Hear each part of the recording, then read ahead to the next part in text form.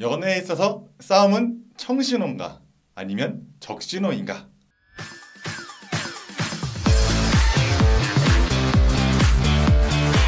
안녕하세요. 오늘도 다시 찾아온 고민맨입니다. 오늘의 주제는 바로 싸움입니다. 과연 싸움은 우리 사이에 있어서 과연 중요한 것일까에 대해서 한번 알아보도록 할 텐데요. 이런 말들 들어보셨을 거예요. 한 번도 안 싸운 커플은 있지만 한 번만 싸운 커플은 없다. 어떻게 보면 싸움은 필수적인 조건이 되게 됩니다. 그래서 싸움이 일어났을 때 그걸 어떻게 해결하려고 하는지에 대한 나의 태도가 중요하다는 것들을 보게 됩니다. 예전에 한 실험으로 이런 것들을 한 게 있어요. 싸움은 우리 삶에 도움이 되는가에 대한 부분이었는데요. 실험 결과는 이렇게 나왔어요. 바로 아무런 상관이 없다. 그럼 가장 중요한 요인은 무엇일까? 바로 내가 갈등이 일어났을 때, 싸움이 일어났을 때 내가 그걸 어떻게 해결하려고 노력하는지에 대한 자세가 중요하다입니다. 여러분들은 싸움이 일어났을 때 보통 어떤 자세들을 많이 취하시나요? 적극적으로 해결하려고 하든지 아니면 적극적으로 회피하려고 하든지에 대한 부분들을 보게 될 겁니다. 저의 연애를 돌아보면요, 저는 이제 싸움이 일어났을 때 적극적으로 회피하는 유형이었습니다. 그래서 모든 사람들이 제일 싫어하는 유형이었죠. 첫 번째, 연락을 받지 않는다. 두 번째, 핸드폰 전화를 끈다. 벌써 많은 이제 욕설들이 들리기 시작합니다.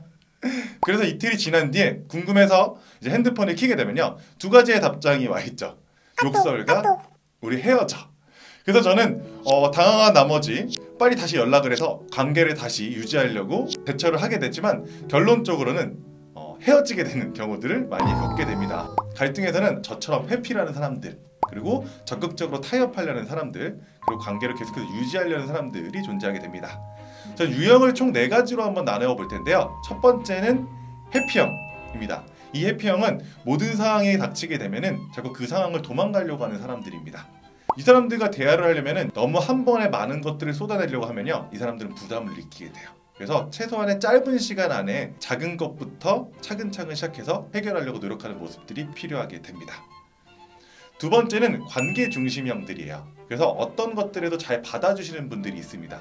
근데 이분들한테 가장 주의해야 될 점들은 바로 이거야. 당연시되면 안 된다는 거죠. 야, 들어주는 게 당연한 거 아니야? 너 원래 듣기 잘하잖아 라는 얘기들을 듣게 되면은 이 사람들이 그때부터는 들으려고 하지 않게 된다. 세 번째는 목표 추구형입니다.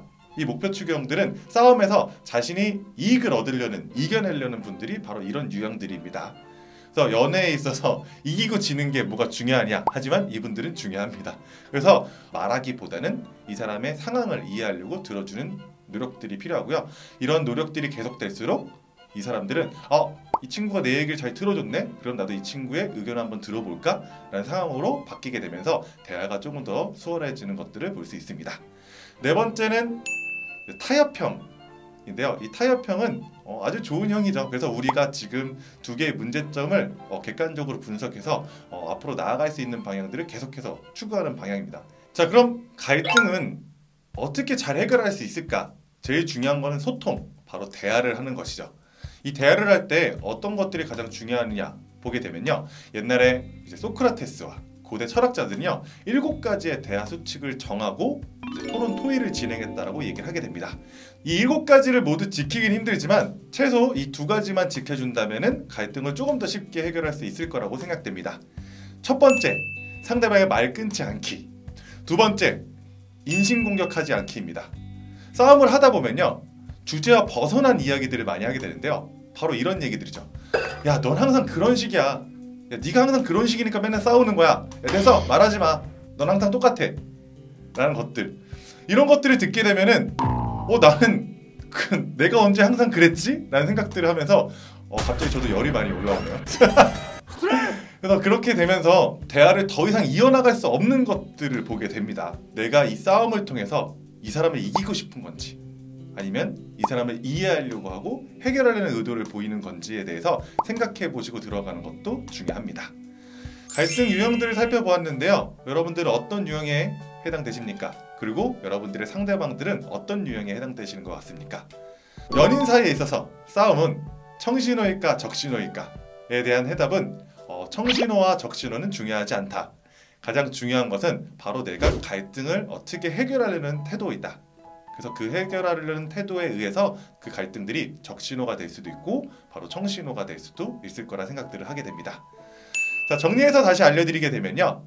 바로 첫 번째, 대화의 수칙을 정해놓고 갈등을 대비하라입니다. 아까 얘기했던 것처럼 말 끊지 말고 그리고 인신공격하지 않는 대화 수칙 2가지 정도는 정해놓고 들어가야지 갈등을 조금 더 수월하게 해결할 수 있습니다. 두 번째, 상대방의 갈등 대처 유형을 파악하라입니다.